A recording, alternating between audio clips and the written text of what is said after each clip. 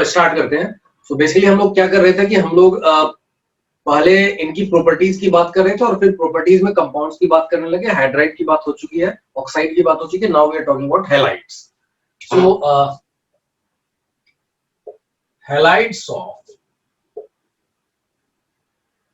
Group 15, ठीक है। तो हैलाइड्स में अगर हम लोग बात करें तो दो टाइप के हैलाइड्स बनते हैं, एक ट्राइहैलाइड, एक पेंटाहैलाइड। पेंटाहैलाइड नाइट्रोजन नहीं बनाता और बिस्मथ के कुछ नहीं बनते, दोनों के अलग अलग रीजन है। So write down, first point write down, halides of group 15 में टू टाइप्स ऑफ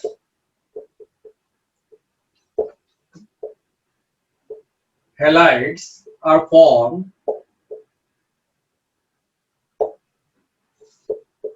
ट्राइहैलाइड्स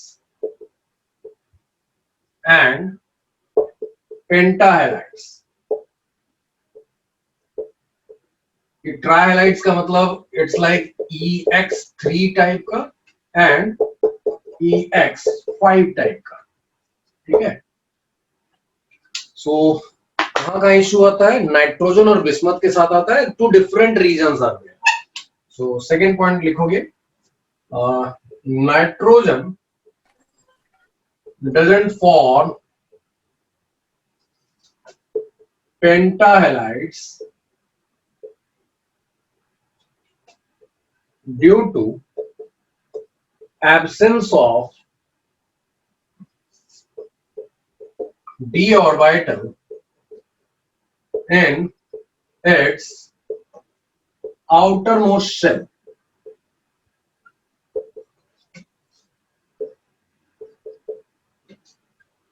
ये रीजन हो गया नाइट्रोजन का, क्योंकि नाइट्रोजन के पास आउटर मोस्ट शेल में सिर्फ 2s2p है, दैट मींस 4 ही ऑर्बिटल है। 4 ऑर्बिटल से ज्यादा 4 ही बॉन्ड बन सकते हैं, 4 से ज्यादा बन नहीं सकते। और नाइट्रोजन का मैंने लास्ट टाइम भी बताया था, if nitrogen is forming 4 bonds, one of them must be a coordinate bond, है ना।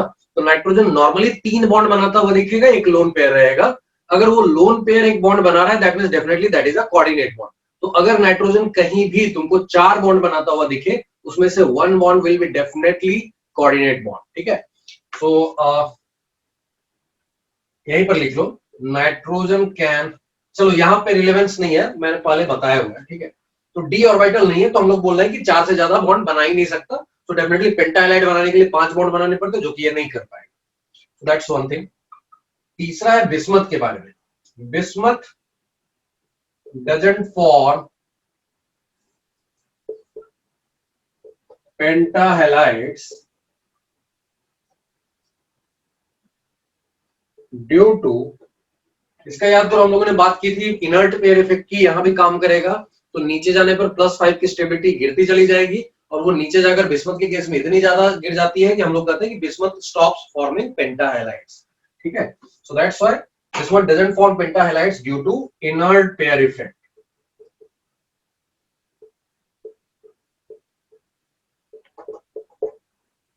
इसको नोट कर जाओ, फिर स्पेसिफिक ट्राइहैलाइड और पेंटाहैलाइड की बात करेंगे। Done, sir. Okay, got it done? So next point is about ट्राइहैलाइड्स में देखें तो ट्राइहैलाइड्स में क्या होता है कि सारे के सारे ट्राइहैलाइड्स को हम लोग स्टेबल बताते हैं, एक्सेप्ट नाइट्रोजन के क्लोराइड, ब्रोमाइड, आयोडाइड। नाइट्रोजन का फ्लोराइड सिर्फ स्टेबल है, बाकी सब अनस्टेबल है, इनफैक्ट एक्सप्लोजिव का काम करते हैं। NCl3 वेरी इंपॉर्टेंट, क्योंकि एनसीईआरटी में मेंशन्ड है, NCl3 एक्ट्स एज एक्सप्लोजिव, ठीक है। इट इज नॉट स्टेबल, ऐसा नहीं कि एग्जिस्ट नहीं करता है, बट अनस्टेबल होता है, ठीक है।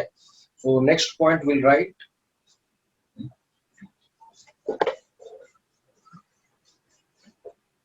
so fourth point is about trihalides। all trihalides are stable except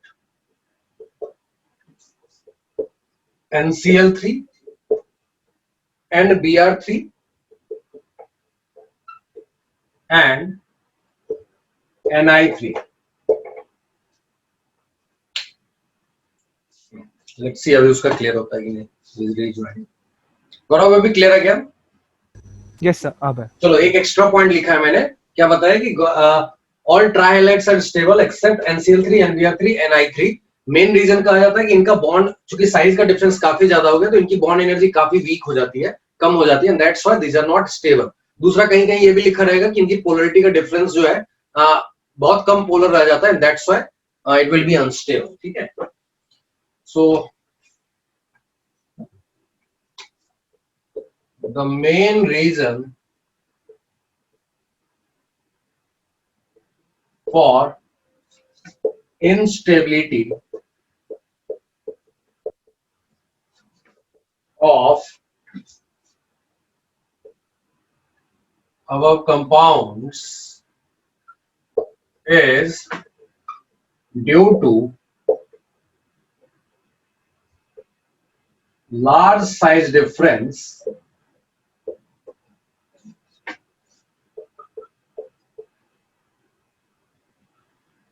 between N and halogens। और halogens में कौन से? Cl, Br and I, not F। NF3 is stable।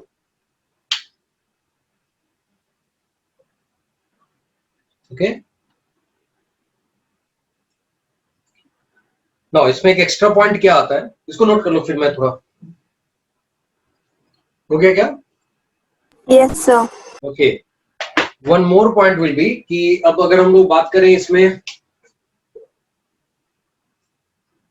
Nature की, कोवेलेंट है आयनिक के सारे कोवेलेंट होंगे एक्सेप्ट सिर्फ BiF3 को हम लोग प्रीडोमिनेटली आयनिक बोलते हैं।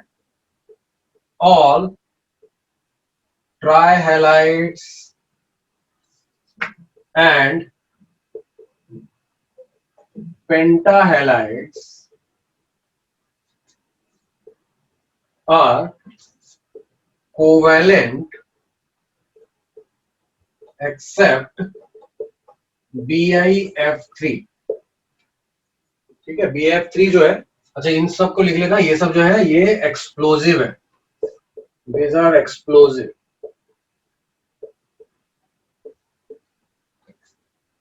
Especially NCl3 is mentioned in NCERT, so that's why it becomes important statement कि NCl3 explosive है, ये statement ध्यान में रखना as a fact। Done, sir. चलो एक और पॉइंट है इसके बारे में, ट्राइहैलाइड के बारे में, फिर पेंटाहैलाइड पे आएंगे। जो ट्राइहैलाइड्स है ये इनका हाइब्रिडाइजेशन अगर नाइट्रोजन का देखोगे तो हर बार ये sp3 हाइब्रिडाइज्ड है with one lone pair on nitrogen, that's why the shape will become pyramidal. ठीक है, so all covalent trihalides have sp3 hybridized central atoms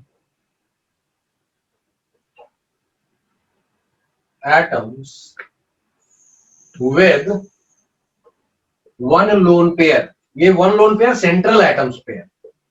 total तो हेलोजन के फिर तीन तीन तीन आ जाएंगे, तीन तो 9 हो जाएंगे, तो total lone pair in the molecule पूछे तो 10 होंगे, लेकिन सेंट्रल एटम पे पूछे तो एक लोन पेयर है। And molecules are pyramidal in shape,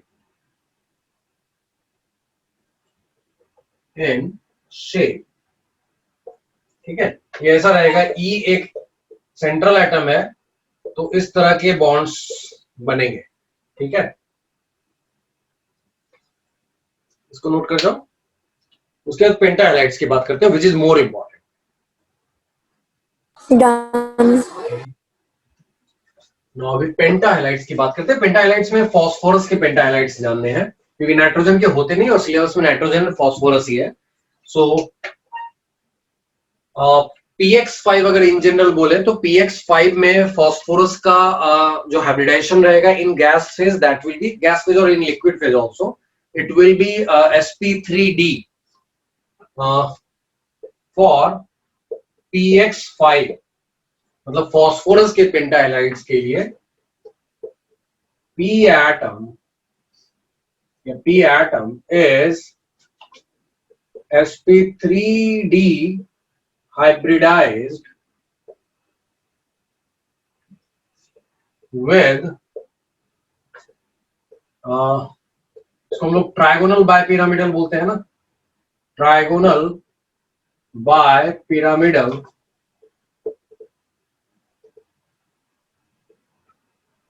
middle shape of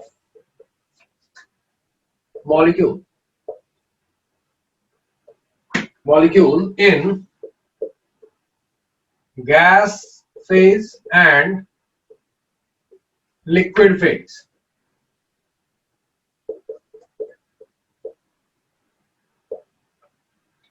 ठीक है, लेकिन अगर हम लोग इन्हीं दोनों को स्पेशली PCl5 PBr5 की बात करें,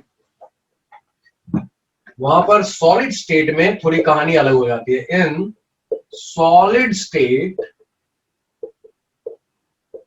PF5 remains as PF5. तो इसका मतलब यहां पर sp3d हाइब्रिडाइज्ड ही रह गया phosphorus. But PCl5 exists as ionic form में आ जाता है. आयनिक फॉर्म में आने का मतलब है PCl4 plus and PCl6 minus के फॉर्म में.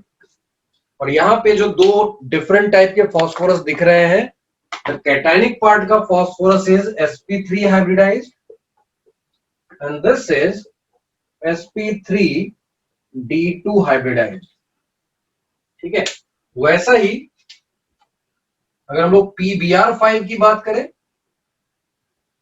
that exists as PBr4 plus तो होता है, लेकिन PBr6 माइनस इसलिए नहीं होगा कि Br का साइज इतना ज्यादा हो जाता है कि फॉस्फोरस के अराउंड 6 Br एग्जिस्ट नहीं कर सकते. दैट्स व्हाई यहां पर सिंपली Br माइनस होता है. लेकिन यहां भी अगर फॉस्फोरस का हाइब्रिडाइजेशन पूछ दिया जाए सॉलिड स्टेट में, दैट इज sp3. ठीक है, रीजन क्या बोलते हैं कि वहां पर ट्राइगोनल बायपिरामिडल एक ऐसा स्ट्रक्चर है which is not symmetrical exactly, because उसके जो इक्वेटोरियल बॉन्ड्स होते हैं वो शॉर्टर होंगे और स्ट्रॉन्गर होंगे with the same surrounding atom. But जो तुम्हारे लॉन्ग एक्सियल पोजीशन पे जो बॉन्ड्स होते हैं with a given surrounding atom, those are longer and weaker.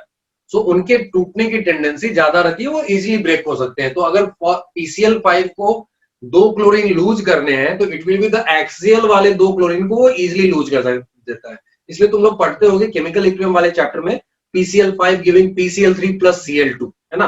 वो 2 क्लोरीन बहुत इजीली डोनेट कर सकता है, लूज कर सकता है, because those bonds are weaker than the equatorial bonds. ठीक है, उसके कुछ एग्जांपल और देखेंगे, इसको पहले नोट कर लो. इसमें कहीं डाउट है तो पूछ लो.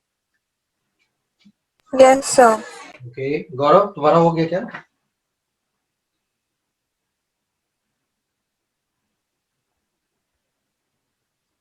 गौरव डन क्या? ओके, चलो ठीक है. So that was about PCl5 PBr5 के लिए इंपॉर्टेंट हो गया. वैसा ही अगर और डिटेल में जाए हम लोग, लाइक PCl5 की बात करें तो PCl5 easily undergoes thermal decomposition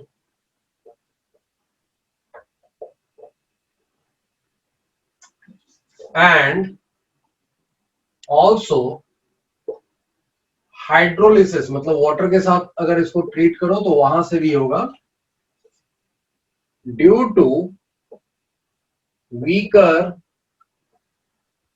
PCl bonds on PCl axial bonds. Axial वाले जो बॉन्ड्स होते हैं वो वीकर होते हैं, तो बहुत इजीली वो लूज कर सकता है. So if you see the reaction like PCl5 को अगर हीट कर दिया, यू नो दैट ये चीज केमिकल इक्विलिब्रियम में कई बार यूज किया होगा. You are heating it, PCl3 plus Cl2 gas बन जाता है ना कई बार ये रिएक्शंस में. प्लस HCl, ठीक है, दैट्स वन रिएक्शन। लेकिन एक्सेस अगर कर दो तो फिर ये सारे के सारे भी लूज कर सकता है। सो अगर 3H2O कर दिया मैंने, सर। एक मिनट ये जरा, हाँ अभी आ रही है आवाज?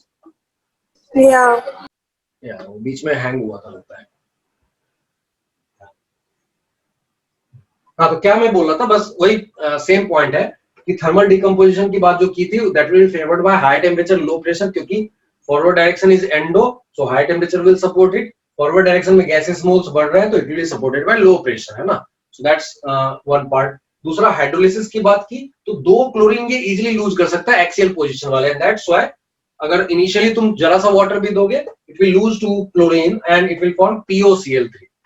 लेकिन अगर एक्सेस वाटर दे दोगे then it will be completely converted into H3PO4 which is acid, है ना, ऑर्थोफॉस्फोरिक एसिड। ये POCl3 कैसा होता है, तो P double bond O, Cl Cl and Cl। Phosphorus का हाइब्रिडाइजेशन पूछे, sp3 हो गया, एंड शेप पूछ दे तो टेट्राहेड्रल हो गया।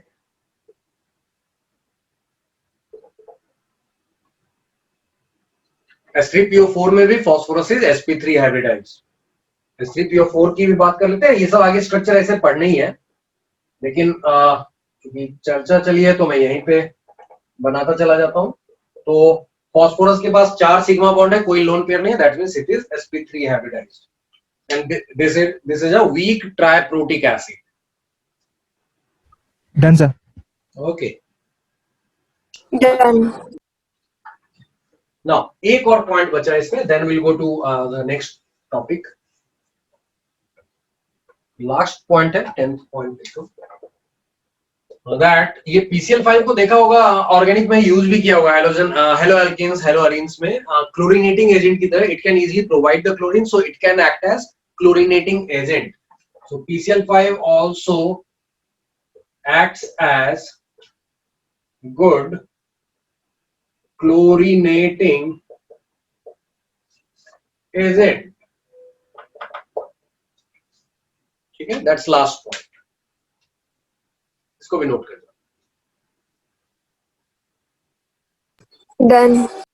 ओके, चलो तो ये था हमारा नाइट्रोजन या फिर ग्रुप 15 के हैलाइड्स के बारे में, ट्राइहैलाइड्स, पेंटाहैलाइड्स, स्पेशली PCl5 या PX5 in general R important questions directly आते हैं। अब हम लोग चलते हैं, ये सब प्रॉपर्टीज थे इन जनरल एंड कंपाउंड्स थे इन जनरल नाइट्रोजन के, फास्फोरस के, इन जनरल ग्रुप 15 के। Now we are talking about nitrogen specifically. So next is preparation of nitrogen.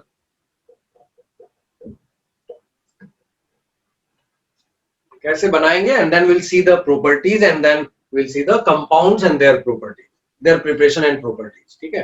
तो फर्स्ट थिंग इज प्रिपेयर करने का सबसे पहला तो जो तरीका है, and that is the commercial way.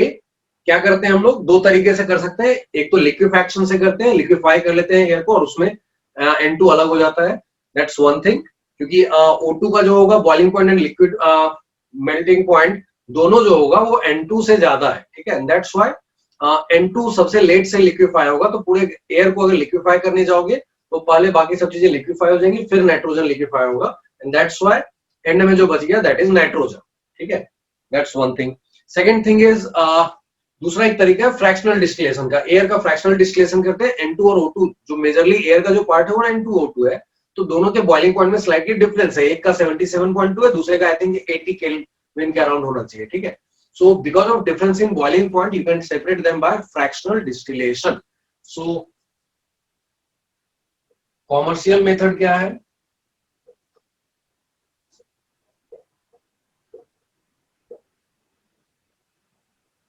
Commercial method is by liquefaction,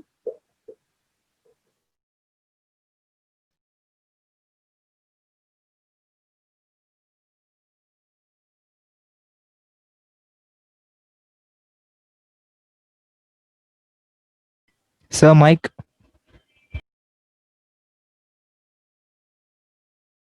या अभी आ रहा होगा ना? Yes. So Yes, can sir. you repeat again what you said before? Okay okay, I will repeat it. Yes. हाँ, क्या मैं बोल रहा था बेसिकली कि स्टार्ट से जो मैंने बोला कि कॉमर्शियल मेथड है, एक लिक्विफैक्शन का है, एक दूसरा फ्रैक्शनल डिस्टिलेशन का है. ये दोनों प्रिंसिपल क्या है कि लिक्विफैक्शन का मतलब क्या है, इफ यू आर लिक्विफाइंग इट, ये नाइट्रोजन एंड में बचेगा, बाकी सब चीजें पानी लिक्विफाई हो जाएंगी. सो दैट्स व्हाई नाइट्रोजन को तुम सेपरेट कर सकते हो. If you start liquefying the air, बाकी components will be first liquefied, nitrogen will still be remaining in gas phase. So that's one thing. या फिर दूसरा एक है फ्रैक्शनल डिस्टिलेशन से करते हैं. फ्रैक्शनल डिस्टिलेशन का बेसिस क्या होता है, प्रिंसिपल क्या होता है, दो चीजों की वोलेटिलिटी में अगर डिफरेंस है, दैट मींस दो चीजों की बॉइलिंग पॉइंट में डिफरेंस है, तो तुम उन दो चीजों को अलग कर सकते हो बाय फ्रैक्शनल डिस्टिलेशन. सो इसका वही मैंने बोला कि इसको हम लोग कॉमर्शियली जो है यही दो मेथड मेनली है, लिक्विफैक्शन से या फिर फ्रैक्शनल डिस्टिलेशन से we can prepare the N2 gas. And इसका रीजन क्या है, तो due to difference in boiling point of N2 and O2, क्योंकि मेनली यही दोनों चीजें होती है और बाकी चीजों का भी बॉइलिंग पॉइंट ज्यादा ही रहेगा. O2, ठीक है. N2 का 77.2 केल्विन जैसा होता है, इसका 90 गैलन होता है. इसका 77.2 केल्विन और इसका 90 केल्विन गैलन होता है. Done, sir. Okay, next one is दूसरा है method. Second method is from azides. Azides, वो अजाइड्स क्या होते हैं, N3 माइनस को हम लोग अजाइड बोलते हैं. तो इफ यू टेक बेरियम और जस्लीन इज कमिंग,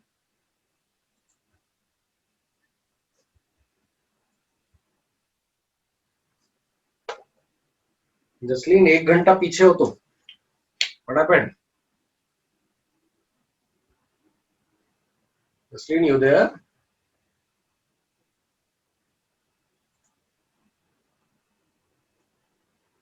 ओके, चलो कंटिन्यू करते हैं. If you are having sodium and barium azide, azide का मतलब N3 है. So if you are having particularly barium azide लिया जाता है, सो बेरियम का +2 होता है तो यहाँ पे 2 आएगा. इनको सिंपली हीट करने से ही, ठीक है, इनको सिंपली हीट करने से ही you will get nitrogen gas and you get very pure nitrogen gas, very pure N2 gas. ठीक है, दैट्स वन. या फिर NaN3 भी ले लिया, NaN3, उसको भी हीट करके you get Na plus N2 gas. So इसको अगर बैलेंस करना होगा तो यहाँ 2 लिखते हैं, तो 2 and then 3. So that's the way you can prepare these. Okay, no problem, Jasleen. School lecture again.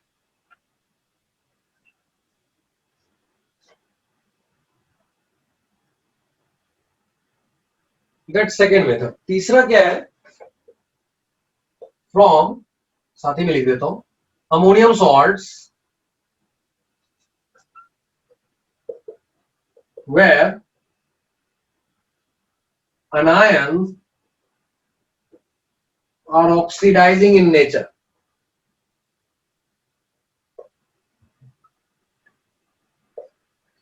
क्योंकि अगर नॉर्मली अमोनियम सॉल्ट देखें, जैसे अमोनियम क्लोराइड है, अमोनियम सल्फेट है, इस तरह के अगर तुम्हारे पास है, उनको हीट करने से you get ammonia gas, that will be the preparation of ammonia gas. But there are 2 salts specifically जिनको हीट करने से यू गेट N2 गैस. एक है NH4NO2, इसको if you are heating you get N2 gas plus 2H2O. और वैसा ही है ammonium dichromate, ये इंपॉर्टेंट है, ये इनफैक्ट दोनों इंपॉर्टेंट है. डायरेक्टली पूछे जाते हैं कि किनको किनको हीट करने से N2 गैस मिलता है. ठीक है, तो वहां पर ध्यान रखना, बेरियम अजाइड, सोडियम अजाइड, ये अजाइड्स को हीट करने से मिल सकता है. या फिर यहाँ सॉल्ट्स में पूछा जाए तो अमोनियम नाइट्राइट और अमोनियम डाइक्रोमेट. ये सब डायरेक्ट आने वाले क्वेश्चन है डिफरेंट एग्जाम्स में, मतलब नीट से लेके जेई मेन से लेके जेई एडवांस तक सब में आते हैं. ठीक है, तो यहाँ पे it will be giving you N2 plus Cr2O3 plus H2O. ठीक है, ये स्कूल्स में यूज करते हैं अमोनियम डाइक्रोमेट का वोल्केनो वाले प्रोजेक्ट में। ये ऑरेंज जैसा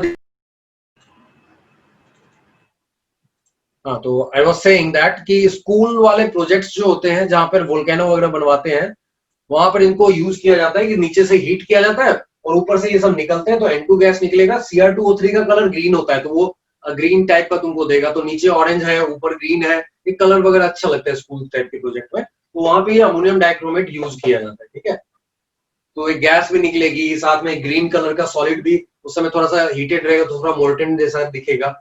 तो इस तरीके से निकलता है, तो इस चीज को यूज किया जाता है स्कूल प्रोजेक्ट्स। तो इसका कलर पूछ दिया जाए तो this is orange and this is green. तो एक ऑरेंज वाली चीज को हीट करो and that is getting converted into green colour.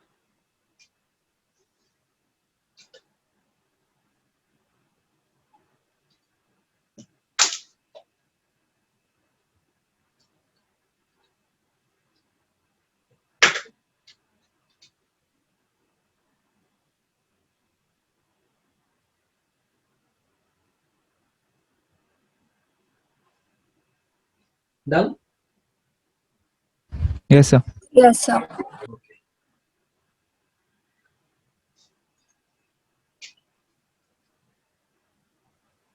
एक और मेथड है, इसी से रिलेटेड है, ये डायरेक्टली आ गया। इनको हम लोग अलग अलग सॉर्ट्स के फॉर्म में कर सकते हैं, जो कि लैब में हम लोग यूज करते हैं।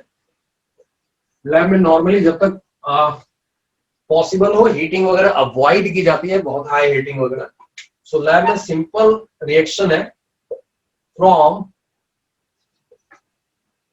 Ammonium salt and what I was saying कि NH4Cl ले लिया, that is the source of NH4 plus, and NaNO2 ले लिया, that is the source of NO2 minus. तो वो कहानी फिर से यहाँ पर मिल गई। That's why it will prepare N2 plus NaCl plus H2O।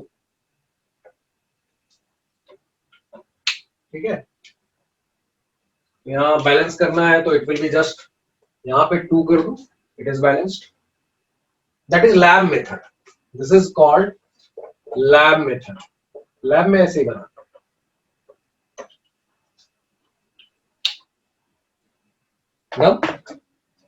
Yes, sir. Yes, sir. इसके अलावा और कुछ मेथड्स आते हैं, लाइक इसके प्रिपरेशन ही ज्यादा, प्रॉपर्टीज है नहीं ज्यादा, क्योंकि इनर्ट है, बहुत ज्यादा रिएक्शन वगैरह करता नहीं है ना। इसमें प्रिपरेशन ही ज्यादा इंपॉर्टेंट हो जाता है और इसलिए पूछा भी जाता है। By passing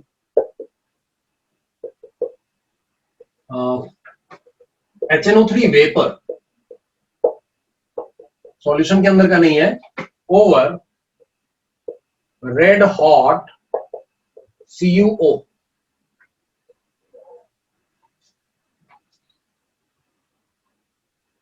Cu not CO, copper के ऊपर रखो। ऐसे भी अलग से मेथड है, Cu plus CuO plus NH3 में N2 मिल जाता है, यहाँ पर Cu है। सो यहाँ क्या करते हैं हम लोग, Cu plus HNO3 in red hot form, that means gas form में आता है, and then it will be forming N2 gas release कर देगा ये, और फिर साथ में जो बनाएगा वो ऑक्साइड और H2O बना देगा।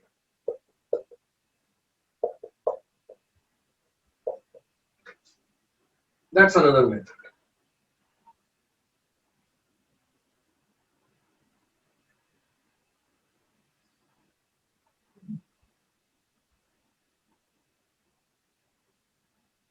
So बैलेंस अगर करना है तो यहाँ 2 कर लो, तो N2 बैलेंस्ड है, H2O बैलेंस है, 2 ऑक्सीजन चाहिए तो 2 इधर कर लो, इट इज बैलेंस्ड।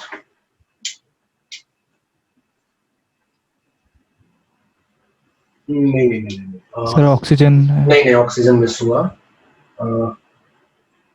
2 6 हो गए ना, तो 6 करने के कारण ऑलरेडी वहां पे 1 मैनेज्ड है, तो 5 अगर रख दे तो I think it is balanced, है ना?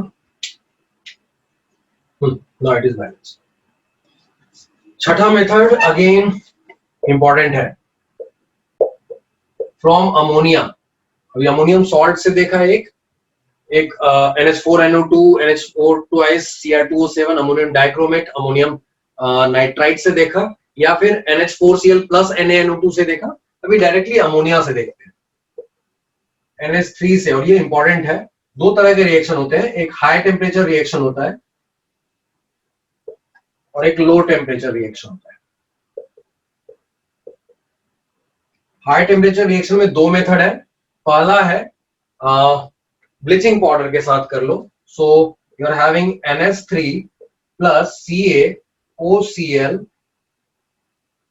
Cl, ठीक है, या OCl2 भी लिख सकते हो। तो दैट इज ब्लीचिंग पाउडर, वहां से बना सकते हो, या फिर हाइपोक्लोराइड पूरा ही ले लो, मेन पार्ट उसका ऑक्सीडाइजिंग पार्ट वही है। Then it will be giving you CaOH twice दे देगा, या हीट कर रहे हो तो CaO तक भी रह सकता है। सॉरी Cl है ना, तो Cl तक चला जाएगा, CaCl2 आ जाएगा। And then N2 plus H2O तो रहेगा ही, ठीक है। That's one reaction. दूसरा रिएक्शन है जो ज्यादा इंपॉर्टेंट है, क्योंकि उसके दो कंडीशन होते हैं, एक में वो N2 बनाएगा, दूसरे में वो N2 नहीं बनाएगा। एक काम करता हूँ, पहले यही लिख देता हूँ, बाद में लो टेम्परेचर वाला लिखेंगे, बिकॉज दिस इज इंपॉर्टेंट। इसको थोड़ा स्पेस देके लिख देता हूँ मैं। इसी में सेकंड मेथड अगर करेंगे हाई टेम्परेचर वाले में ही, there are two methods. NH3 का रिएक्शन है Cl2 के साथ। सो इसके दो कंडीशंस हैं। If NH3 is excess, then it will give you N2 gas. If Cl2 is excess, it will not give you N2 gas. So if this is excess, then it will give you NH4Cl plus N2 gas. But if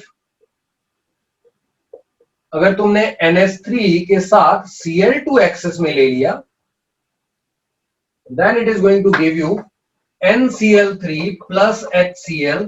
और ये NCl3 मैंने पहले भी बताया, ये एक explosive है।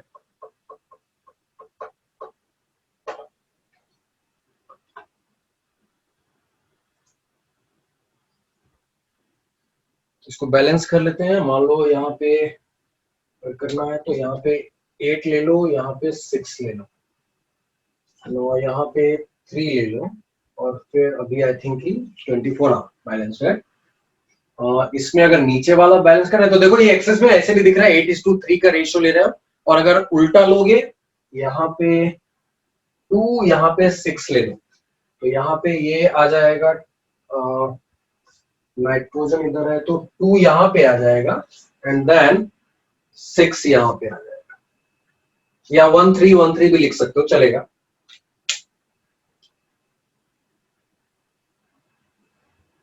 तो 1-3 भी लिख दो, चलेगा, वो बैलेंस किया हुआ रहेगा। यहाँ पे 3, यहाँ पे 1 रहेगा, और यहाँ पे 3, that is balance.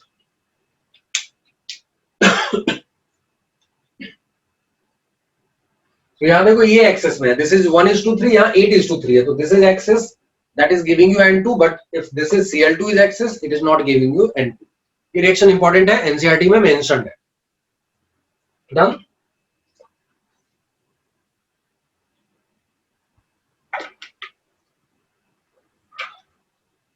Yes, sir. तो ये था हाई टेम्परेचर वाले रिएक्शन। लो टेम्परेचर में क्या होता है देखो, लो टेम्परेचर वाले रिएक्शन में यू टेक एक रिएक्शन, दो रिएक्शन है इनफैक्ट। एक रिएक्शन है जिसमें NH3 के साथ CuO ले लेते हैं। सो ऐसा लेने के बाद that will give you Cu plus H2O plus N2।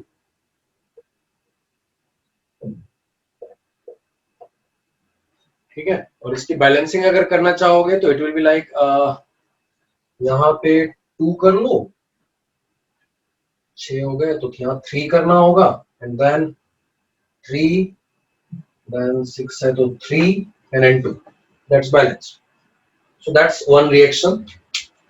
दूसरा रिएक्शन क्या है? दूसरा रिएक्शन है यूरिया का। यूरिया का फॉर्मूला पता है क्या एनीवन? यूरिया किसको बोलते हैं? गौरव, कौन से रिएक्शन की बैलेंसिंग पूछी तुमने? सर फर्स्ट वन, वो हाई टेम्परेचर वाला। कौन सा? हाई टेम्परेचर पे NH3 plus CaOCl2 CaOCl twice वाला, हाइपोक्लोराइड वाला। उसमें Yes, क्या sir. करो, 4NH3 ले लो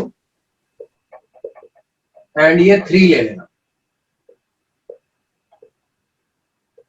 अभी देखो हो रहा है क्या, CaCl2 plus N2 plus H2O। अभी यहाँ 3 है तो ये भी 3, 6 मैनेज हो गया, CaCl2 पूरा मैनेज हो गया, और 6 ऑक्सीजन है तो यहाँ पर 6 कर लिया, एंड देन N2 जो है वो 2 कर लिया। नाउ इट इज बैलेंस्ड है ना। 4 3 3 2 6। ओके, ये हाई टेम्परेचर वाला है। लो टेम्परेचर में जो दूसरा रिएक्शन है, डन गौरव? Yes, sir. Done. दूसरा जो रिएक्शन है लो टेम्परेचर वाले में, दैट इज यूरिया का फॉर्मूला कोई बताएगा? मोल कंसेप्ट से पढ़वाते आते हैं हम लोग, कंसंट्रेशन टर्म और ये सब में पता होना चाहिए। This is CH2N2 CONH2 twice, NH2, yeah. That is called urea. तो इसके साथ क्या करो, NaNO2 ले लो और प्लस H2SO4 ले लो, ठीक है। So this will produce Na2SO4, एक तो प्रोड्यूस हो जाएगा, इसके अलावा H2O, CO2 एंड N2।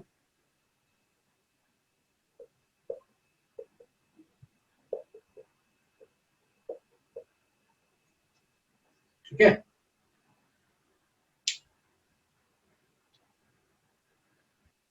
इसके नीचे लिख लेना दिस इज यूरिया।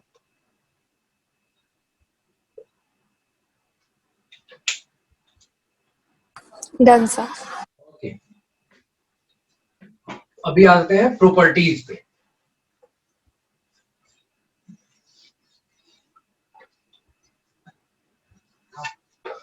बहुत कम है, रिएक्शन वाइज तो बहुत ही कम है, 2 ही रिएक्शन नॉर्मली पढ़ते हैं। Properties of N2X। सबसे पहला, रूम टेम्परेचर पे डायटोमिक फॉर्म में मिलता है, N2 के फॉर्म में मिलता है, कलरलेस है, ऑर्डरलेस है, टेस्टलेस है। So colourless, tasteless, odourless gas,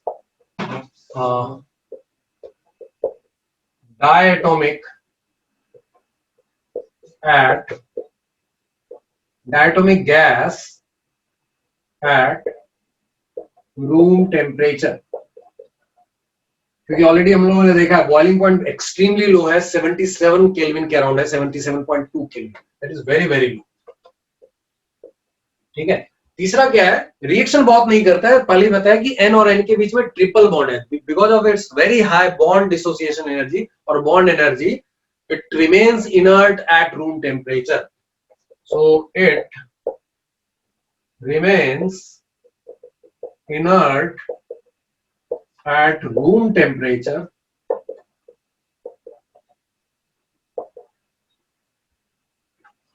due to very high N triple bond and bond energy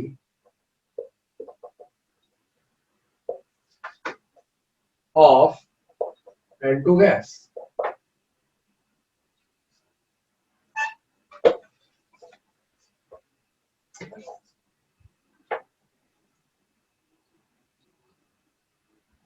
Haber's process हम लोग जानते हैं, अमोनिया बनाने का प्रोसेस है, तो वहां एक रिएक्शन, इनफैक्ट 3 रिएक्शन कर सकते हो। O2 के साथ बहुत ही हाई टेम्परेचर पे जाएगा तो जाके ये रिएक्शन करता है। तो हैबर्स प्रोसेस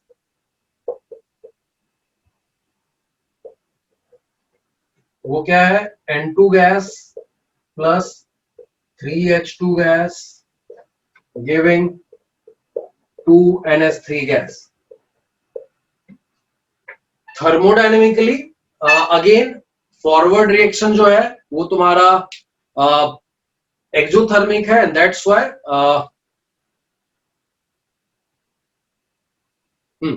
तो forward reaction is exothermic, so low temperature पे सपोर्ट करना चाहिए। एंड फॉरवर्ड डायरेक्शन में देखो गैसेस मोल्स कम हो रहे हैं तो हाई प्रेशर पे, तो थर्मोडायनेमिक फैक्टर जो है फेवरेबल वो होगा high pressure and low temperature. But practically thermodynamics के साथ साथ काइनेटिक्स भी देखना पड़ता है, एंड दैट्स व्हाई टेम्परेचर को थोड़ा सा बढ़ाया जाता है और वो मॉडरेट रखा जाता है, ठीक है, नॉट लो टेम्परेचर। सो इस रिएक्शन को बोलते हैं reaction is thermodynamically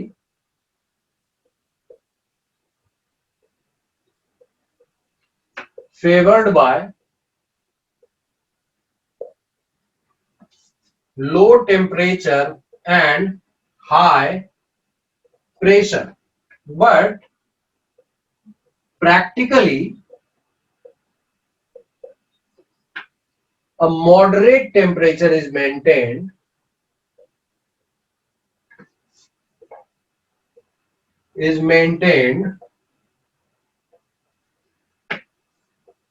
to have better kinetics.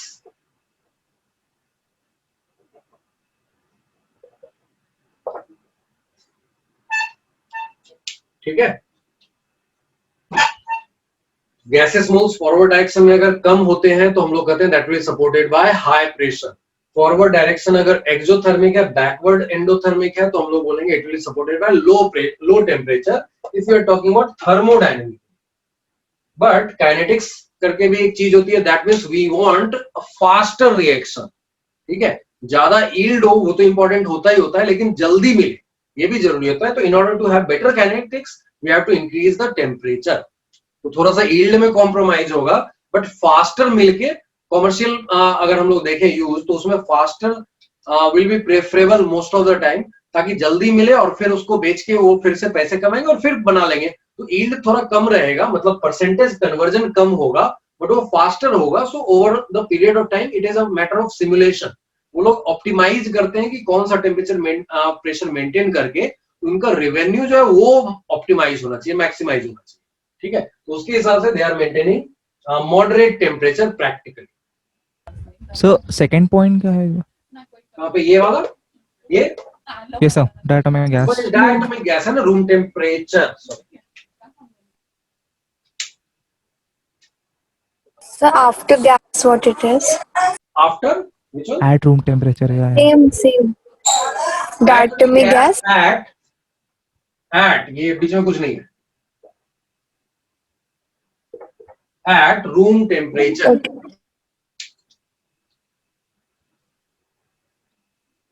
Done. Sir. Sir reverse में भी सेम ही होगा ना, low temperature and high pressure? नहीं ना, उल्टा होता है ना।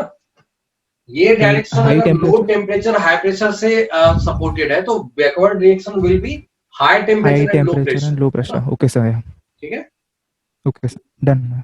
चलो नेक्स्ट देखते हैं। इसके अलावा ऑक्सीजन के साथ reaction will be highly endothermic and it will be at very high temperature, ठीक है। So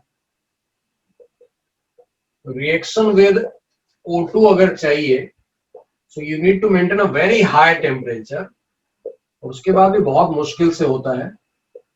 it will give you at 3000 kelvin जैसा जाओगे तो जाके रिएक्शन होगा।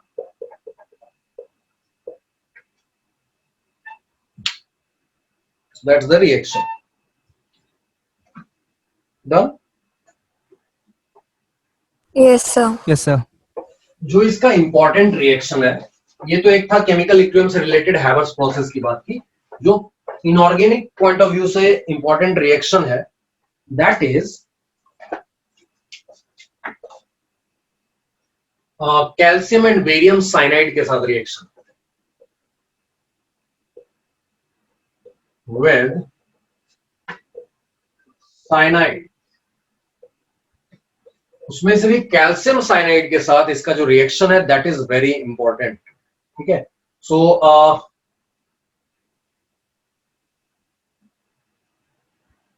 सॉरी, कैल्शियम कार्बाइड के साथ। So if you take CaC2 and N2, it forms CaCN2 भी बोलते हैं या CaNCN भी बोल देते हैं, प्लस कार्बन। ये इसको हम लोग CaNCN भी लिख सकते हैं। This is called carbon calcium cyanamide.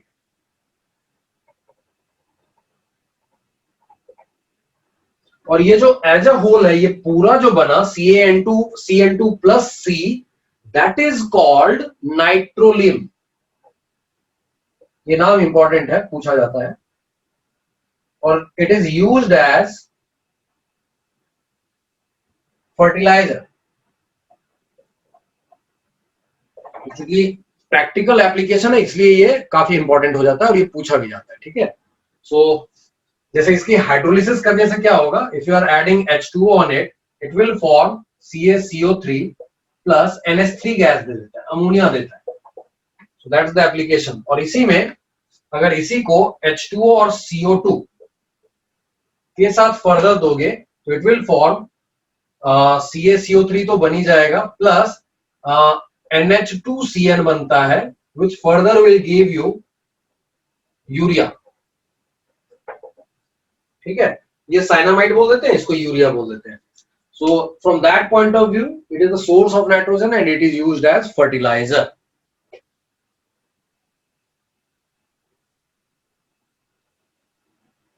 यहां पर हीटिंग जरूरी है, ऐसे नहीं होगा रिएक्शन। ये नाइट्रोजन के जितने रिएक्शन होते हैं उसमें हीट करना जरूरी हो जाता है, नॉर्मल टेम्परेचर पे ये रिएक्शन ही नहीं करता। डन? Sir 1 minute. हाँ, इसको कार्बाइड्स लिख दो, सॉरी साइनाइड मत लिखना, यहाँ टॉपिक में यहाँ लिख देना कार्बाइड्स। हाँ, कार्बाइड्स, नॉट साइनाइड। CaC2 लिया है। So it is nitrolim now. CaCN2 plus C as a whole this is called nitrolim, ठीक है। ये कॉम्बिनेशन, उसमें से ये जो है that is simply calcium cyanamide. Clear? Okay, okay.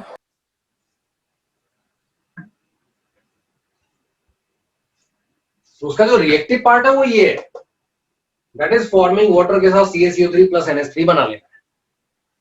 और उसी को अगर CO2 के प्रेजेंस में किया तो फिर CaCO3 प्लस ये जो बना इसको साइनामाइड बोलते हैं। वाटर के प्रेजेंस में further it can give you urea. Done. Okay, Gaurav, Jasleen? Done, sir. Okay, done sir. एक दूसरा रिएक्शन है जिसमें अगर तुम इसी में BaC2 ले लो, बेरियम का कार्बाइड, तो थोड़ा सा रिएक्शन अलग हो जाता है। ऐसा नहीं होता, ये सब चीजें खत्म हो जाती हैं। यहां पर जो बनने वाला है वो सिंपली बेरियम का साइनाइड है। It is going to form BaCN twice, ठीक है। That's a simple reaction. तो calcium carbide and barium carbide के रिएक्शन में यहाँ पे डिफरेंस आ जाता है। BaC2 plus N2। हो गया सब लोगों का? Yes sir. चलो, नाइट्रोजन की कहानी इतनी थी। अब सीधे चलते हैं नाइट्रोजन के कंपाउंड्स, वहां इंपॉर्टेंट रिएक्शंस मिलेंगे। Compounds of nitrogen. सबसे पहला है अमोनिया, NH3। प्रिपरेशन की बात करते हैं, ऑलरेडी देख लिए हैं एक दो मेथड तो यहीं पे। तो पहला है जो लैब मेथड है, first one is lab method,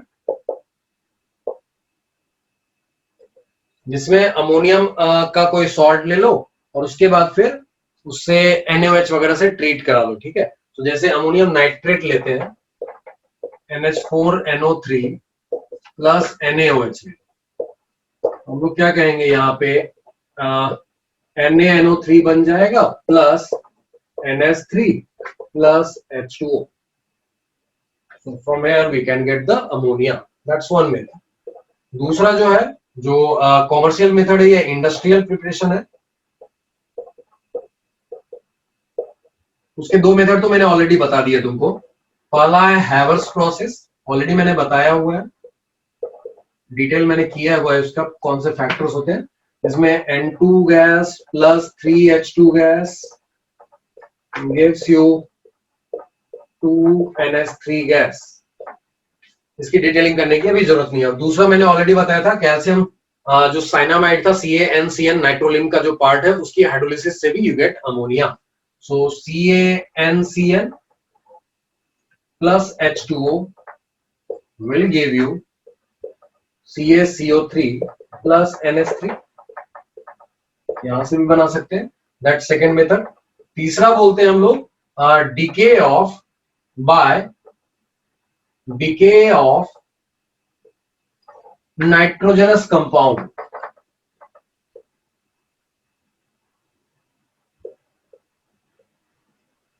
ठीक है, लाइक यूरिया ले लो.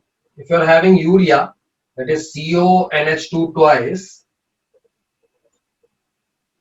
इसको वाटर मिलेगा, तो फिर it will get converted into ammonium carbonate. और ये अमोनियम कार्बोनेट का डीके होते होते it can give you NH3 plus CO2 plus H2O. ठीक है, so these are the methods of preparation of ammonia.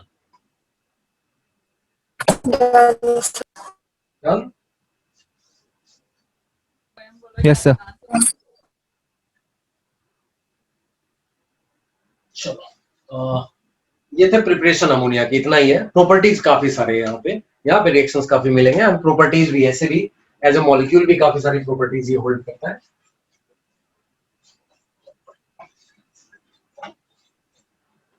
So write down properties.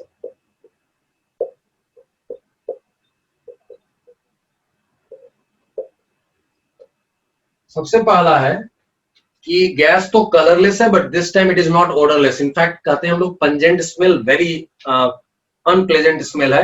जो urine का smell जो आता है, अगर यूरिन कहीं पर टिका रह जाए कुछ देर के लिए, तो उसका जो यूरिया वाला पार्ट है that gets converted into ammonia, and that's why वो जो स्मेल गंदी सी आती है वो यूरिया की वजह से आती है. ठीक है, अमोनिया की वजह से आती है, that is getting converted into ammonia. So ammonia का गंध बोलने के लिए जो टेक्निकल वर्ड है दैट इज पंजेंट स्मेल बोलते हैं. तो यूरिन लाइक स्मेल अगर ध्यान में रहेगा तो that is ammonia. So write down, it is a colourless,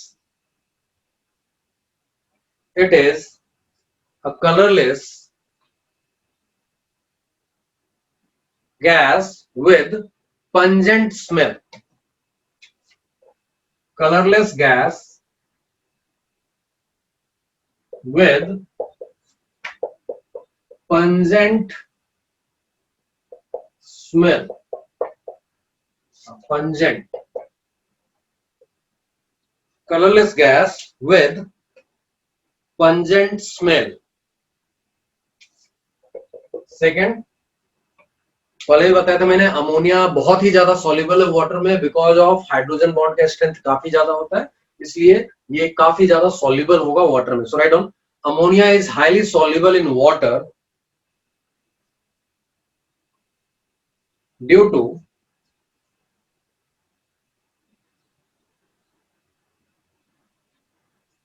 ammonia is highly soluble in water due to strong hydrogen bonds between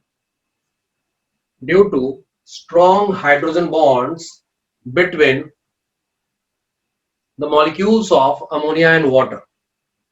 Between the molecules of ammonia and water.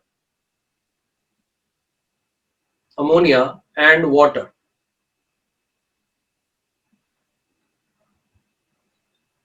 In water इसे में लिख लेना, साथ में water की बात हुई तो साथ ही में लिख लेंगे. In water, ammonia forms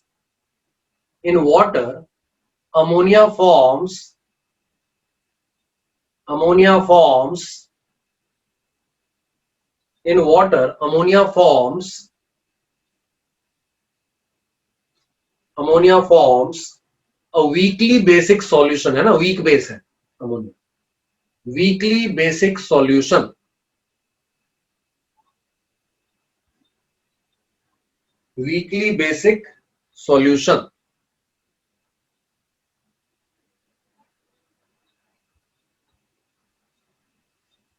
So उसमें होता क्या है, basically ammonia going to water, it will have reaction like NH4 plus plus OH minus, तो वीकली बेसिक सॉल्यूशन दे रहा है क्योंकि इसका केबी जो है that is very low, 1.8 into 10⁻⁻⁵ के रेंज में अप्रोक्सीमेटली।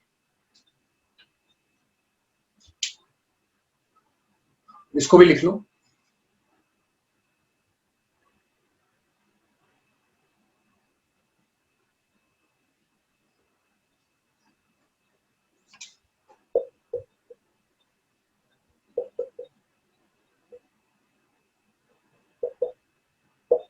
स्ट्रक्चर ऑफ मॉलिक्यूल की बात करें, ऑलरेडी मैंने बताया हुआ है, यहाँ पे 3 बॉन्ड्स बने हुए हैं और एक लोन पेयर है।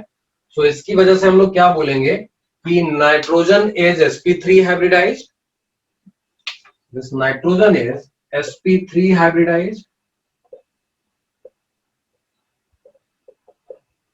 and this molecule is pyramidal. Molecule is, molecular shape is, ऐसा लिख दो, shape is pyramidal.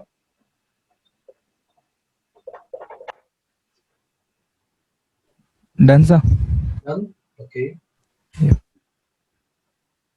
Now next one is, इनका रिएक्शन है एसिड के साथ, तो नॉर्मली ये सॉल्ट बना लेगा, जैसे NH3 प्लस HCl NH4Cl बना लेगा।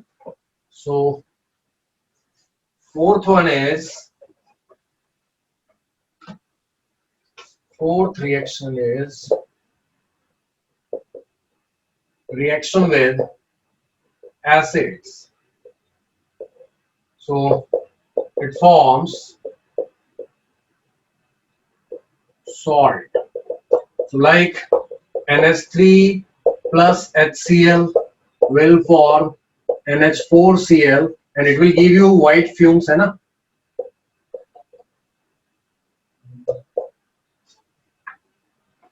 जहां भी NH3 गैस और HCl गैस मिलेगी वहां पर you will get the white fume because of formation of ammonium chloride. ठीक है, that's a simple। वैसे ही H2SO4 के साथ अमोनियम सल्फेट बना लेगा, HCPO4 के साथ अमोनियम फॉस्फेट बना लेगा। अगला रिएक्शन जो है वो बहुत ही ज्यादा इंपॉर्टेंट है क्योंकि उसमें बहुत सारे तुमको रिएक्शंस भी हैं और कलर वगैरह का इंपॉर्टेंस आता है।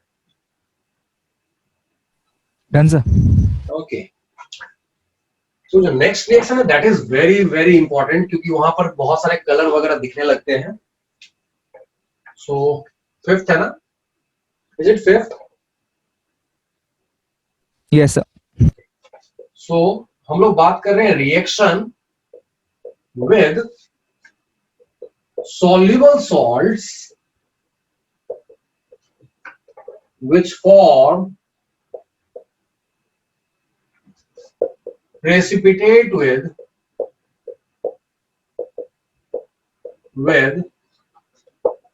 NH3 aqueous। aqueous फॉर्म में लिया, मतलब अमोनिया का सॉल्यूशन लिया वाटर के साथ और उसमें सॉल्युबल मेटल सॉल्ट जो है उनको ऐड करना स्टार्ट किया। तो वहां पर क्या होगा कि first precipitate will be form, but उसके बाद एक्सेस ऑफ अमोनिया में some metal ions will have different behavior, another set of metal ions will have different behavior। तो जैसे देखते हैं, if you are having Pb2+, तो यहां पर अगर NH3 aqueous ले रहे हैं तो वाटर होने के कारण क्या होगा, it will form PbOH twice का precipitate। ठीक है, ये बन जाएगा। और तुम इसमें अगर ये व्हाइट प्रेसिपिटेट है इनफैक्ट, अगर तुम इसमें एक्सेस भी दे दोगे, एक्सेस ऑफ अमोनिया भी दे दोगे तो कुछ फर्क नहीं पड़ेगा, नो चेंज। ठीक है, इट विल रिमेन प्रेसिपिटेटेड, कोई फर्क नहीं पड़ने जा रहा है। वैसे कुछ और भी सॉल्ट्स हैं, जैसे बिस्मथ 3+ का है, या Fe2+ है, या Fe3+ है, या Al3+ है, या फिर Mn2+ हो सकता है। इन सब के केस में भी, या फिर एक और ले लो Mg2+ भी ले लो, इन सब के केस में भी if you are adding NH3 aqueous, first they will be forming their hydroxide का precipitate,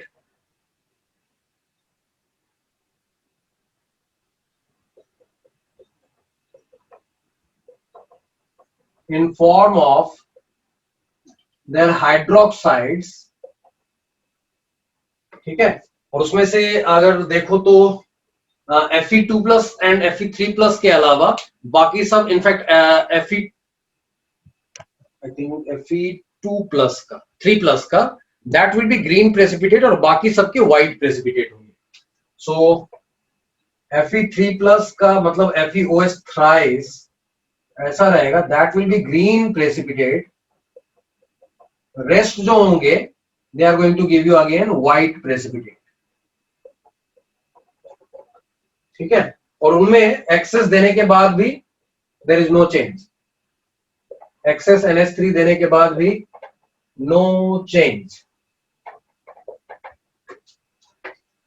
mercurous and mercuric ion का बिहेवियर थोड़ा सा डिफरेंट होता है, इसलिए वो इंपॉर्टेंट हो जाता है। पहले ये नोट कर लो और उसके बाद हम लोग मर्क्यूरस मर्क्यूरिक आयन की बात करेंगे और उसके बाद फिर कुछ ऐसे मेटल कैटायंस की बात करेंगे जिनका पहले तो प्रेसिपिटेट बनेगा लेकिन उसके बाद एक्सेस अमोनिया देने के बाद because of their formation of complex they will be dissolved and they will have a particular colour, ठीक है। तो वहां पर ये कलर वगैरह जहां पे आ जाता है तो इंपॉर्टेंट बन जाता है, इतना पहले नोट कर लो। फिर मर्क्यूरस मर्क्यूरिक आयन की बात करेंगे and then will go to those ions जहां पे एक्सेस अमोनिया देने के बाद वो डिसॉल्व कर लेगा because of formation of complex.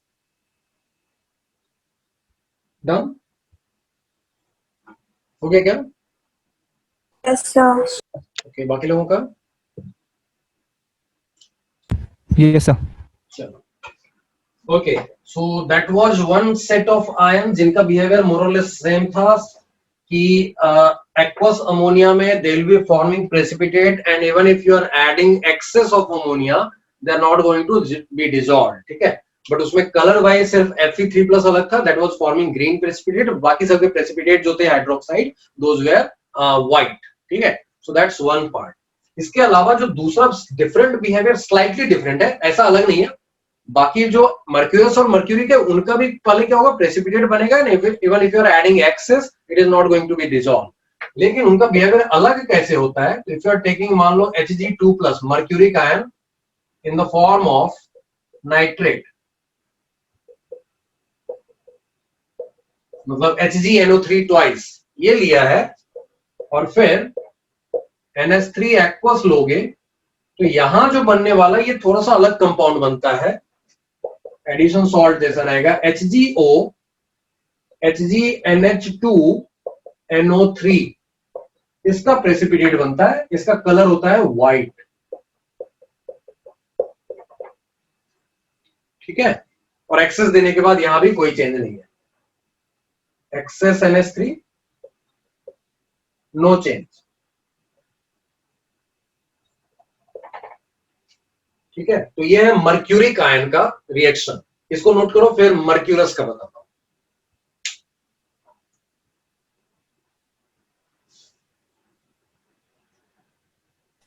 Done, sir. Done?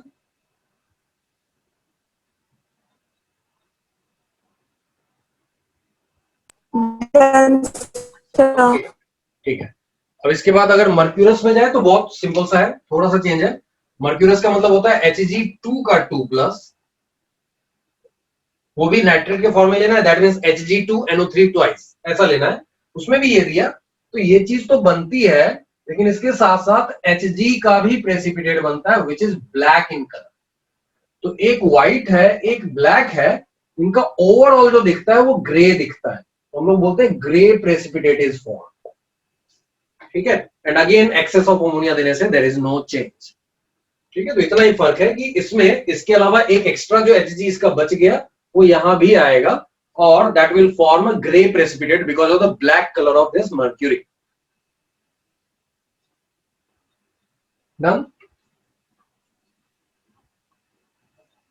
हो गया क्या? Yes, sir. Sir. चलो, अब इसके अलावा जो सेट ऑफ आयंस हैं जहां पे पहले तो प्रेसिपिटेट बनता है लेकिन एक्सेस ऑफ अमोनिया में वो डिसॉल्व हो जाता है because of the complex formation, तो definitely you will be having all the D block के कैटायंस जनरली तुमको मिलेंगे, जहां पे excess of ammonia will lead to dissolution of the cation in the form of complex, ठीक है। So जैसे पहला एग्जांपल है, if you are taking Ag+ सबके सॉल्युबल सॉल्ट्स के फॉर्म में। तो ऑल नाइट्रेट्स आर सॉल्युबल, ये ध्यान में रखोगे, तो इनका नाइट्रेट तो डेफिनेटली सॉल्युबल रहेगा ही रहेगा। इसमें एक्वस अमोनिया अगर ऐड किया है तो नॉर्मली बाकी सबके हाइड्रोक्साइड बनते हैं, इसका ऑक्साइड बनता है, तो Ag2O बोलते हैं। दैट इज ब्राउन जैसा प्रेसिपिटेट होता है, ठीक है। This is brown precipitate. इसमें एक्सेस अमोनिया देने से क्या हो जाता है, it will B dissolved in the form of its complex. तो क्या बनेगा, AgNH3 ट्वाइस प्लस, ठीक है। तो ये हम लोग बोलते हैं ऐसा होने से it has become colourless solution. इसमें कोई कलर नहीं होता, तो दिस इज कलरलेस सॉल्यूशन। लेकिन यहीं पर अगर मैं Cu2 प्लस ले लूं, अगेन एक्वस अमोनिया लिया, यहां पर ये CuOH ट्वाइस बनाएगा। एक्सेस ऑफ अमोनिया लेने से now it will form a complex जिसका कलर होगा डीप ब्लू। सो यहां पे CuNH3 2 प्लस ले लिया and then it is giving you deep blue solution, ठीक है। That second. अगर हम लोग CD2 प्लस लेते हैं और ये लिया, फिर से हाइड्रोक्साइड बनेगा, लेकिन again it will go in the form of complex if you are adding excess of ammonia. ये सब प्रेसिपिटेट है, ठीक है। So this is blue precipitate, this is white precipitate, this is blue precipitate, this is white precipitate. और ये जब complex के form में जाएगा again it will form CdNH3 और उसके बाद but it is also colourless, but now it is dissolved, so this is colourless solution.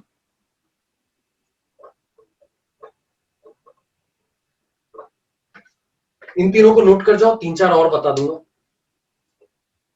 Chromium का है, निकेल का है, कोबाल्ट का आएगा, जिंक का आएगा, चार और बता देता हूं। डन? Yes, sir. चलो, Yes, इसके sir. अलावा जो तीन चार और लिख देता हूं मैं, इंपॉर्टेंट वाले नॉर्मली इतने ही है, तीन चार और लिख देता हूं। लाइक क्रोमियम का लिख देता हूं, Cr3 plus, again aqueous NH3, it will form CrOH thrice and this will be green precipitate जैसा हो जाता है ये, और dirty green भी लिखा जाता है इसको, this is dirty green जैसा। And then if you are taking excess of ammonia, then it will be forming CrNH3 plus, और ये जो होता है पिंक वायलेट टाइप का बोलते हैं, that is partially dissolved, completely नहीं होता है। सो पिंक वायलेट कलरेशन देता है, that is partially dissolved.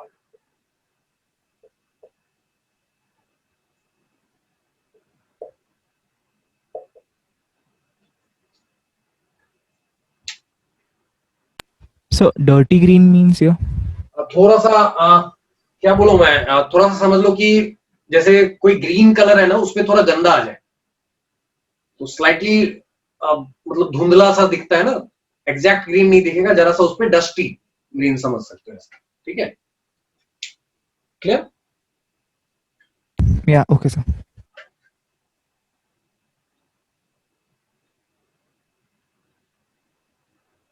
Ni2 plus ले लो, वहां भी पहले ग्रीन प्रेसिपिटेट बनेगा। If you are taking Ni2 plus, again aqueous ammonia में it will form NiOH twice, फिर से बोलते हैं यहाँ पे डर्टी ग्रीन नहीं लिखते, सिंपली ग्रीन प्रेसिपिटेट लिख देते हैं, ठीक है। और एक्सेस ऑफ अमोनिया में it will again form the complex and the colour of the complex will be, लिखा हुआ नहीं रहता, नॉर्मली सॉल्युबल लिख देते हैं, तो ठीक है। So it will form NiNH3 2 plus, इसको भी समझ लो सॉल्युबल है।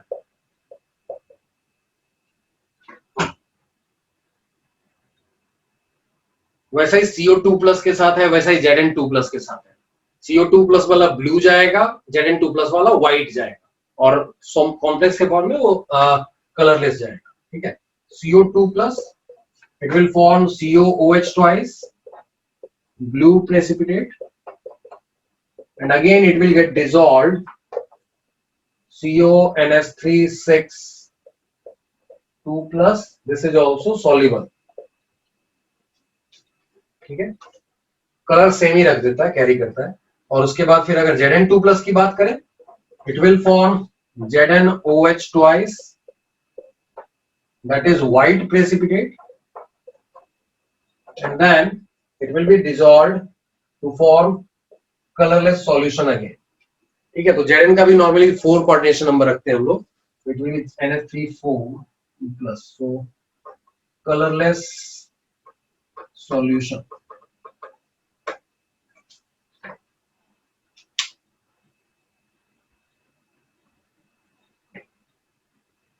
Done sir. ओके, नाउ ये एक प्रॉपर्टी थी, कौन से नंबर वाली प्रॉपर्टी थी ये जो अभी देखा, कौन सा नंबर था इसका?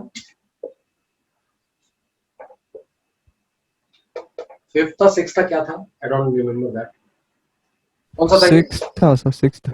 6th था क्या? Yes sir. ओके, चलो ठीक है, जो भी था उसका एक आगे बढ़ा लेना। We are talking about thermal decomposition of ammonium salts. Already मैंने बताया हुआ है, ऐसे तो दो केसेस बनते हैं, एक जब अनायन वाला पार्ट पर्टिकुलरली ऑक्सीडाइजिंग ना हो, ठीक है। सो 2 केसेस, केस 1, केस ए लिख देता हूं, when anion is particularly not oxidizing। Practically कौन से हैं? Cl minus sulphate carbonate.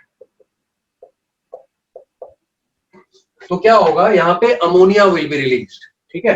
सो यहां पे इस केस में क्या होगा? NH3 is released। जैसे सारे रिएक्शन लिख लेते हैं। NH4Cl हीट किया, NH3 plus HCl, ammonium sulphate लिया, हीट किया, NH3 plus H2SO4, NH4 twice CO3 लिया, NH3 plus H2O plus CO2, ठीक है। In all these cases we are getting ammonia, but case B, when anion is oxidizing, already 2 example देख लिए हम लोगों ने। एक इफेक्ट देखा था अमोनियम नाइट्राइट का, दूसरा अमोनियम डाइक्रोमेट का, और तीसरा एक और है NH4NO3।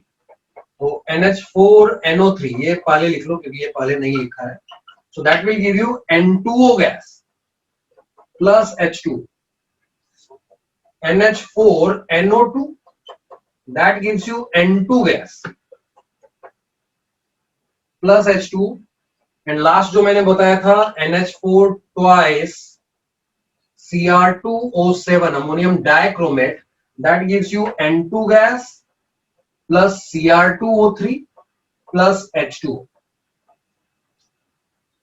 ठीक है। तो these are the reactions for ammonium salts का हीटिंग इफेक्ट से रिलेटेड। अच्छा, एक रिएक्शन मैंने तुम लोग को पहले ही बताया दिया था, है ना, आयनिक नाइट्राइड की हाइड्रोलिसिस करोगे तो कैटायन का हाइड्रोक्साइड और अनायन जो नाइट्राइड है उसका हाइड्राइड, दैट मींस NH3 बन जाएगा ना। तो प्रिपरेशन में ऑलरेडी Mg3N2 ऐसा कहीं लिखा हुआ है,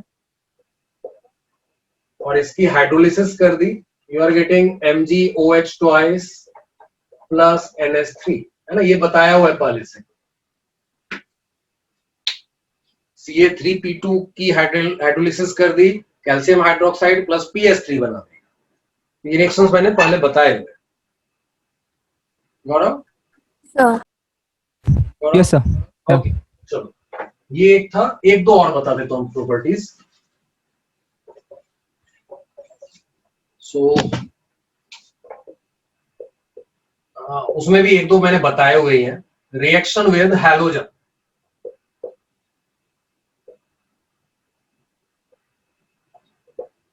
पर्टिकुलरली जो क्लोरीन वाला रिएक्शन है which is mention in NCERT, वो मैंने पहले ही बताया हुआ है. अगर अमोनिया एक्सेस में है you get NH4Cl plus N2, but if NH3 के सामने Cl2 एक्सेस में है then you get NCl3 which is an explosive plus HCl, है ना. बैलेंसिंग बताया था 8313 आता था, उसके हिसाब से बैलेंस कर सकते हो. अब ये जो रिएक्शन पहला वाला वैसा रिएक्शन Br2 के साथ होता है. NH3 plus Br2 will also give you NH4Br plus N2. When you are taking I2, थोड़ा सा अलग होता है. फर्स्ट स्टेप में ये एक एडिशन प्रोडक्ट पहले बनाता है विच इज NH3.NI3, ठीक है. ये बना देता है NH3.NI3. अगेन NI3 आने के कारण it will B explosive, but further it will get converted into N2 plus NH4I plus I2. N2 plus NH4I plus I2. तो अल्टीमेटली वो भी NH4I plus N2 ही दे रहा है ना, HI साथ में मिल जा रहा है.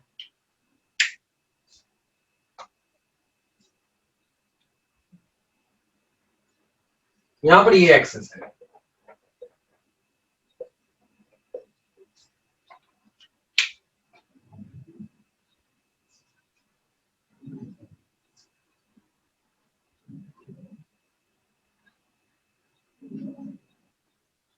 Done? Yes, sir. Okay. Yes, sir. Okay. Practical purposes से दो टाइप की और चीजें बच गई. जो भी था 9th है क्या 8th है क्या जो भी है देख लो यहाँ पे. Test for ammonia, test for ammonia, दो टेस्ट पढ़ेंगे. एक है नेस्लर्स रिएजेंट, जानते होगे K2HgI4. उसके साथ अगर तुम NH3 ले रहे हो एंड KOH ले रहे हो, दैट मीन्स इन दोनों के ऊपर NH3 पास कर रहे हो, you get a brown precipitate, ठीक है. सो क्या बनता है वहां पे हम लोग बोलते हैं that is something called NH2.HGO.HgI. ये एक प्रोडक्ट है, इसका नाम है इसलिए इंपॉर्टेंट बन जाता है. HGO.HgI इसका ब्राउन प्रेसिपिटेट है, इसका नाम है मिलन्स बेस, ठीक है. This is a brown precipitate. इसके साथ बाकी चीजें भी बनती है, H2O प्लस HI, ठीक है. KI, सॉरी K है ना, KI. So plus H2O plus KI ये बन जाएगा. So this is one of the test की Nessler's reagent, this is Nessler's reagent.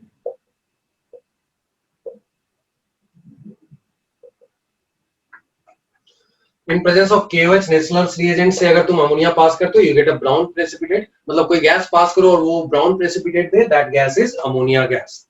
That's one test.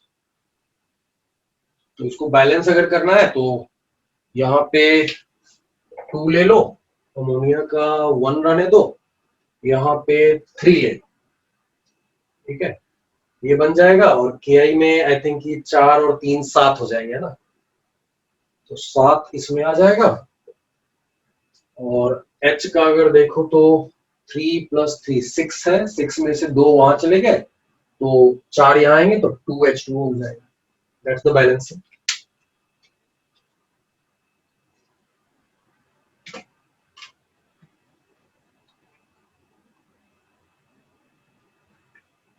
एक और जो टेस्ट है, ये पहला टेस्ट था. एक और जो टेस्ट है वो है H2PtCl6 के प्रेजेंस में. सो NH3 प्लस H2PtCl6 ये क्या करता है, that forms a yellow precipitate along with HCl के साथ साथ. तो ये एक सॉल्ट बना देगा इसके साथ, ammonium NH4 twice PtCl6 plus HI. तो ये जो है दिस इज येलो प्रेसिपिटेट. ठीक है।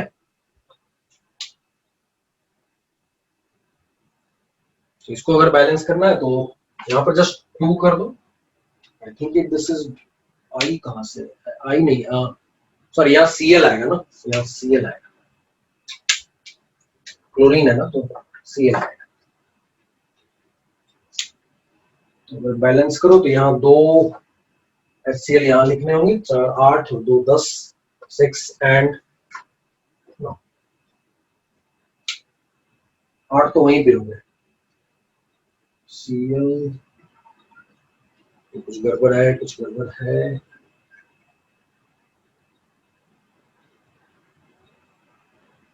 अच्छा, अमोनियम क्लोराइड लिया है, ठीक है चलेगा। तो यहाँ पे अमोनियम क्लोराइड ले, ठीक है, then it will be HCl, otherwise NH3 लेते तो डायरेक्टली यही बन के रहता, ठीक है। सिर्फ NH3 लिया तो ये बन के रह जाएगा, और अगर NH4Cl लिया है तो ये प्लस HCl भी बन जाएगा।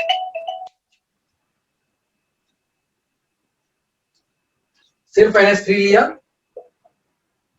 तो ये सिर्फ इसको बना देगा बस। यहां लिख देता हूं, NH4 twice PtCl6।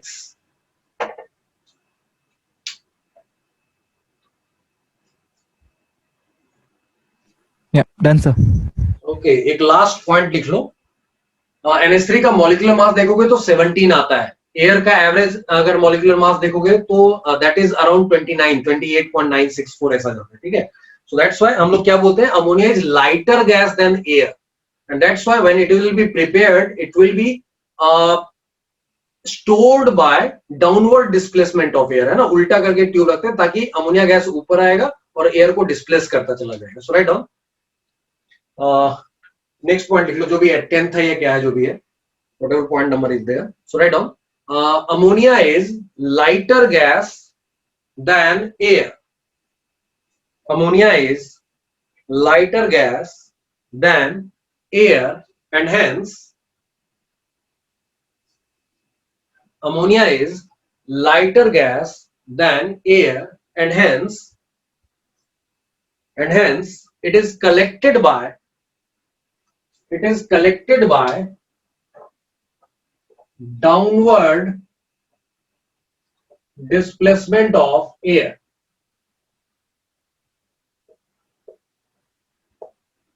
Downward displacement of air. This gas is dried by, इसी में कंटिन्यू कर लो, लास्ट ही पॉइंट है, इसी में कंटिन्यू कर लो। The gas is dried by CaO, basic oxide है ना CaO. The gas is dried by CaO as other drying agents like P2O5, H2SO4, CaCl2, etc. react with NH3, है ना, ये कैल्शियम अमोनियम फॉस्फेट बना देगा, because this is ammonia, देखो basic nature का होता है, ये एसिडिक ऑक्साइड है, ये खुद एसिड है, यहाँ पर जाके ये NH4Cl बना सकते हैं। That's why while using drying agent you need to ensure कि जो ड्राइंग एजेंट है वो सिर्फ उसको एब्जॉर्ब करे, उसके साथ रिएक्ट ना करे। That's why for ammonia you will be using CaO gas, CaO calcium oxide as the drying agent, because that is also basic, वो रिएक्ट नहीं करने वाला है, लेकिन बाकी चीजें जो है वो उसके साथ रिएक्ट कर लेंगे। That's why you cannot use these things with for the drying of ammonia. Clear a point? Yes, sir. Yes, sir. Okay, so this was the last point of ammonia. इतना काफी है, काफी बता दिया मैंने। So next day हम लोग अभी यहीं पे एंड करेंगे। नेक्स्ट डे हम लोग नाइट्रोजन के जो एसिड्स हैं HNO2, HNO3 है, उनकी बात करेंगे, नाइट्रोजन के ऑक्साइड्स की बात करेंगे। उन चीजों को इंपॉर्टेंस दिया गया एनसीईआरटी में भी। नाइट्रोजन ऑक्साइड्स का देखो टेबल दिया हुआ रहेगा, वाला तो प्रिपरेशन और प्रॉपर्टीज के बारे में, और दूसरा आई थिंक कि उनके लोन पेयर और स्ट्रक्चर की बात की गई है, जिसके बारे में बहुत सारे एग्जाम में पूछा गया है, नीट में, मेंस में, एडवांस में तक में पूछा गया था। आई थिंक कि N2O3 या किसी के बारे में पूछा गया था, उसमें टोटल लोन पेयर कितने हैं। फिर एक क्वेश्चन पूछा गया था किसमें, कौन से ऑक्साइड में NN बॉन्ड है या नहीं है, ऐसा एक क्वेश्चन आया होता। तो बहुत सारे क्वेश्चंस ऑक्साइड्स के स्ट्रक्चर से आते हैं, ठीक है। Will see all those things in the next lecture, ठीक है। चलो एंड करते हैं आज। Okay, sir. Okay, sir. Okay, Thank you. Bye. Bye, sir. Thank you. Bye, sir. Bye.